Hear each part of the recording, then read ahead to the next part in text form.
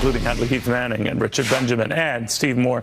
Steve, obviously, you know, the angst builds when it looks like ISIS is just sort of running roughshod here. But of course, they have the advantage of playing off of these videos and playing off of our fears and being like a needle in a haystack to find. What do we do? Well, you know, Neil, I'm a big believer that when you're strong, when you're weak at home, you're weak abroad. And when you're strong at home, you're strong abroad. That was a lesson that Reagan taught us in the 1980s. Well, I don't know, though. I mean, Danny Pearl of the Wall Street Journal was still brutally beheaded in the midst of what we were told was an aggressive campaign against al-Qaeda and the Taliban to little avail. Well, that's true. I just think that what's happened, not just with ISIS, but in Russia and a lot of the other flare-ups in the world, that we're so weak at home that we don't have any credibility abroad right now. And I think that's one of the reasons we're seeing so much turmoil around the world.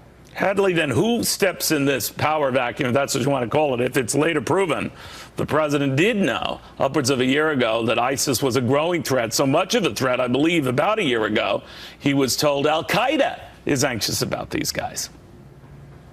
Well, there's no doubt in anyone's mind now that ISIS is a real security threat to Iraq, to the entire Middle Eastern region, and to the rest of the world. So Americans at home are understandably sitting at home today. I'm sure a very sad day for all Americans, especially for the family of Steven Sotloff. Our thoughts and prayers go out to his family, thinking full of frustration with a president who seems to admit to us and to the rest of the world that he has no strategy. I thought that was a huge mistake on the president's behalf. And to answer your question, Neil, I don't know who fills that vacuum. He is our commander-in-chief, and he needs to rise to the occasion.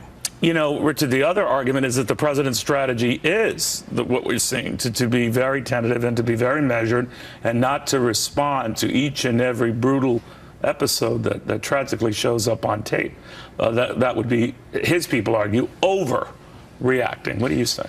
Well, the former guest, the former Undersecretary of State, said the president's been dithering. That's not quite right. The president has chosen not to pay a ransom on each captive, and so that's a choice, and we pay for that choice. But does it lead to the impression he's dithering?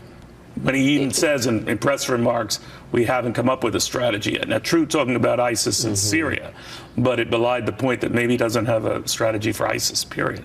That perception does exist, that he's dithering, and it worries people. But there are certain choice points that the president has made that aren't publicized, and they're kind of behind the scenes, one of which is to not have paid a ransom.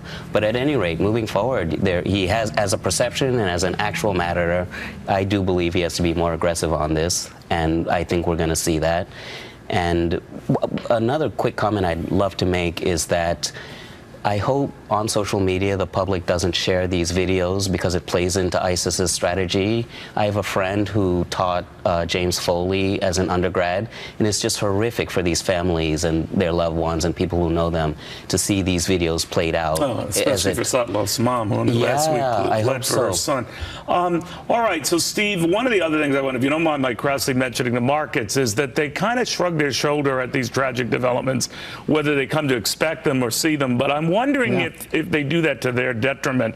In other words, while they're so focused on whether the Fed's going to start raising interest rates or whether you know, Ukraine could blow up in their face, that ISIS in particular does not seem to be among their main, you know, fears. Certainly a concern, but not a full-blown panic attack. What do you make of that? I've had the same reaction that you have, of kind of confusion about why the market doesn't seem at all disturbed about these events that are going on outside the United States and the Middle East and elsewhere. You know, if you look back at what happened in 9/11, when you had the, you know, obviously this major terrorist attack on these soil, look what happened to the stock market. Look at what happened to the economy. My goodness, I mean, this would be a major blow to the economy if aside from the human toil, but in terms of our capitalist system functioning, if you have terrorists around the world that are blowing up schools and blowing up buildings and blowing up department stores. So I view this as not just a foreign policy issue, but it is an economic and financial issue as well, that we can function as a free market capitalist system